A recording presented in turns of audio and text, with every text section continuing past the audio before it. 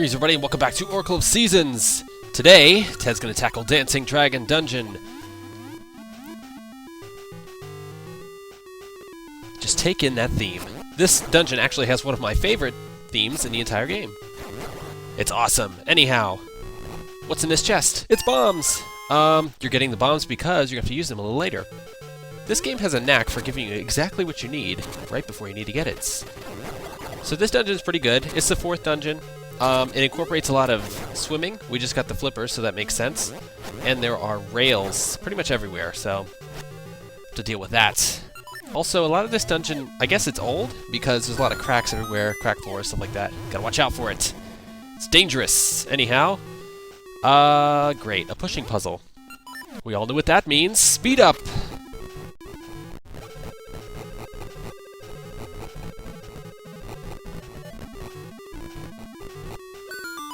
I mean, I get it. I understand the point of the pushing puzzles. It's kind of nice, but when it's so obvious, is it really necessary? I don't know. Maybe I'm just thinking too much. Anyhow, we got a key. This dungeon has a lot of keys in it, and I'm actually going to forget some keys, so look for that later. I'm getting a little ahead of myself. These little enemies, I don't know if we've seen them yet. Probably. They just skid along the water surface. Not too dangerous. You can duck under them as you're swimming. Shouldn't pose that much of a threat. Anyhow, nothing else in this room. This is actually a big, open, empty room with nothing but a staircase in the corner, so there we go. We also have a new enemy here, the Wizrobe. We haven't seen them just yet. There are 3 different colors of Wizrobes, and they all do different things. The green-hatted Wizrobe pretty much just appears in the same spot every single time. And I'll explain the others as we see them. Can't get enough of that boomerang.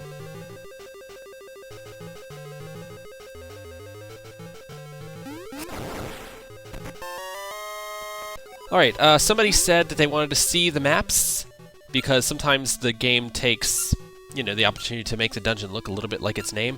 I guess that could be a dragon if you put all the parts together, I'm not sure. But yes, that person who posted it is right. A lot of the dungeons do make their map look like the name. We'll see that a little bit more prevalent in the Ages update that's happening with the Skull Dungeon. But I'm talking about things that aren't in front of me. This little section is nifty. The platforms kind of reappear and disappear. You would think you want to progress forward, but you kind of have to do it in a certain order, or you will end up falling into the abyss, which is no good. Ooh, this room is dark. I don't know what I'm going to do. It's like I can't see the floor at all. I mean, I could light up the torch in the center, but I'm just going to go completely blind because I totally can't see the floor. Yeah, okay. Who are we kidding? I don't know who designed this room, but can totally see the floor. Alright, we pretty much warp back to the beginning of the dungeon. I used a trick called the save warp. If you save and quit the game and restart, you pretty much just start at the beginning of the dungeon. Sometimes that'll save you some time in backtracking. But, you know, it's useful. Anyway, this room's got a nice key in it. I think it's got a key.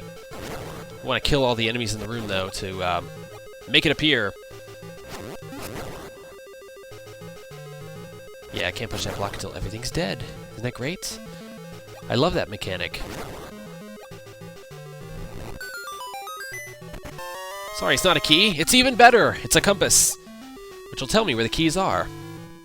Yes, I'm forgetting a key, and we'll see what that's going to do to me later.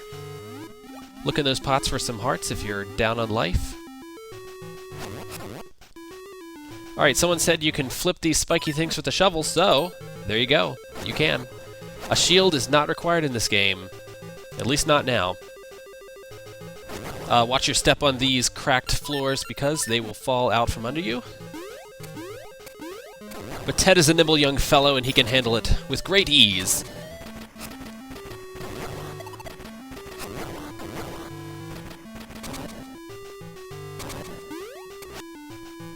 Sorry if I don't talk too much, I'm just digging this music. I love it so.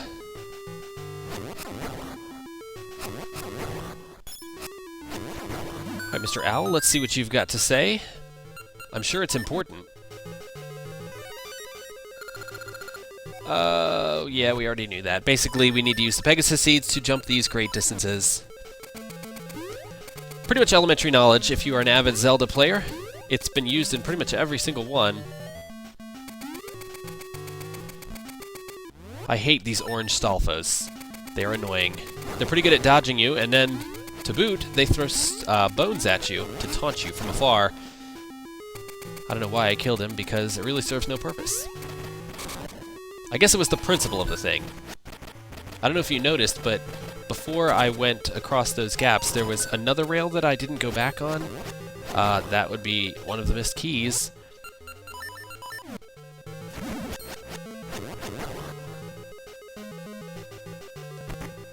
Hello, key. Oh my gosh, why did I switch? Oh wait, no, I do have the spike floor ring, don't I? That's good, so we're only taking half damage from the spike floor. Oh my gosh, it's mini-boss time! Alright, this guy, we're going to want to light up the torches first, because his gimmick involves lights. But I'm going to wait a little bit, because his setup pretty much takes time. But you guys might recognize this guy as the wizard, I can't remember his name for the life of me. God, someone's going to correct me. Anyway, look for the one with the shadow, obviously. He's the one you're going to want to kill. You can't reflect his magic back like in games past, so don't try it. It will kill you. It's pretty easy to defeat. It'll give us a nice little teleporter to the beginning of the dungeon, which will be quite helpful to us later, especially when you backtrack. Hey, old guy, what's up? Okay. He's giving us a clue to a little bit later in the game, where there is going to be a key in the eye. So look for that.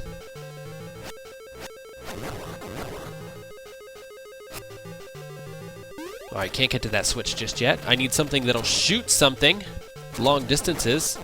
I wonder what that could be. Maybe a dungeon item, perhaps? We shall see. Oh, this room. Yeah.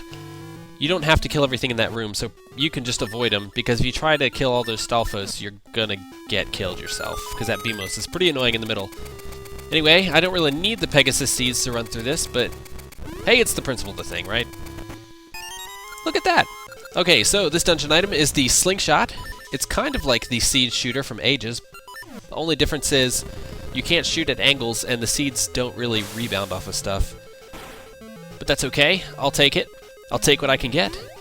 The seed shooter and the slingshot pretty much replace the bow and arrow. You don't get a bow and arrow in these games, which I find sad because I enjoy a good bow and arrow every once in a while.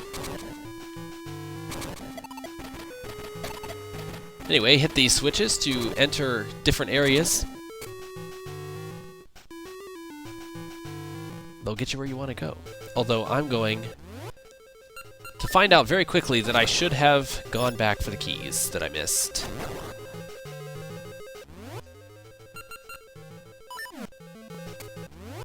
Oh, Ted, you don't even know what's coming, do you? God damn it! Yes, that's right. A locked block and no key. Shit. Time to backtrack. Right, the first thing I'm going to try to do is go to the left here and see where that takes me before I do any kind of major backtracking. Because, you know, we're going to check everything out, at least while we're here. Alright, this is another type of Wizrobe, the red Wizrobe. He disappears and reappears much like the green one, except, unlike the green one, they will appear in random places. So I'm going to use the Mystery Seeds to take them out. Mystery Seeds do different things. One of them is launching things out of the room, which is pretty good for one hit killing these guys, if you're lucky. Oh god. Fucking beams. Okay, yes, another locked block. So apparently I'm missing 2 keys! Time for some real backtracking.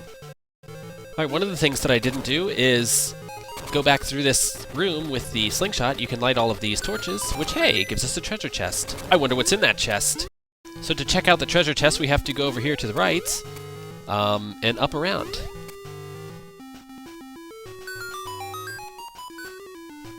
Lo and behold, it's one of the missing keys! Let's go find the other one! But first, a little derail. We're going into this room, and remember what the old man says, what we seek is in the eye. And look, it's a boss key! That's gonna get us nowhere though, because we have to get past that locked box, which is next to the Beamos. So, now it's time for the second key. Yeah, remember when I said we missed that rail cart going back? It's time to take that path, after I almost fucking died. Yeah, I probably should have done this at the beginning, but hey, I can't remember everything, can I? Alright, so this room has a key in it as well. It is in the water. There's no clue to tell you that. Except that it falls from the ceiling. Haha. Anyway, second key got. Let's go check that door out. Alright, so let's try this room again. This time with a key. Ooh, nice, double hearts.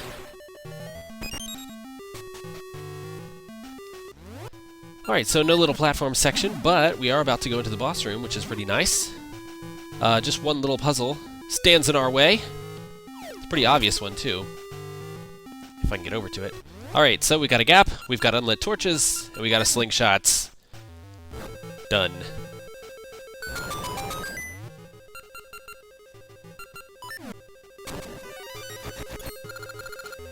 A guarded body, unguarded eyes. Okay, well... that's a clue on how to beat the final boss of the dungeon. Basically, we want to hit him in the eye. And that's all there is to it. But we'll get to that when we get to that. First, I need to deal with this room. There we go. I love the Gale Seeds, also, for getting rid of enemies. They pretty much do that teleporting thing almost every single time. And they pretty much one-hit kill every enemy, almost. A little convoluted ride. It's boss time! So, the boss of this dungeon is... come on. Goma! That's right. The spidery crab type deal. If you remember these guys from Link's Awakening, they were pretty nasty. Although they could be killed pretty easily with the hookshot. Here, we don't have the luxury of a hookshot.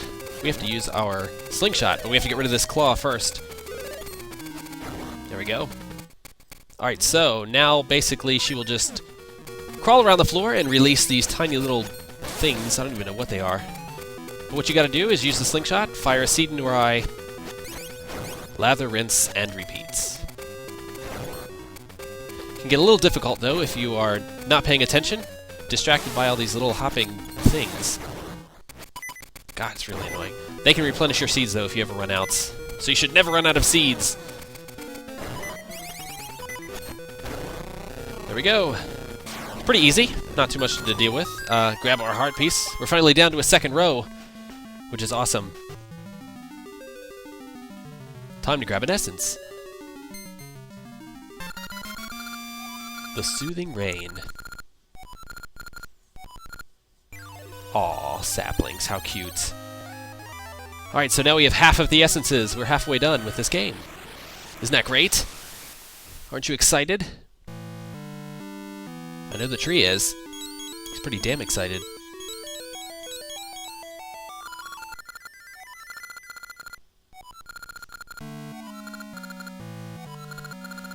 Okay, so our clue's pretty vague, but we gotta look for a lake shaped like an hourglass. We'll do that next time, though. I'll see you guys later. Enjoy.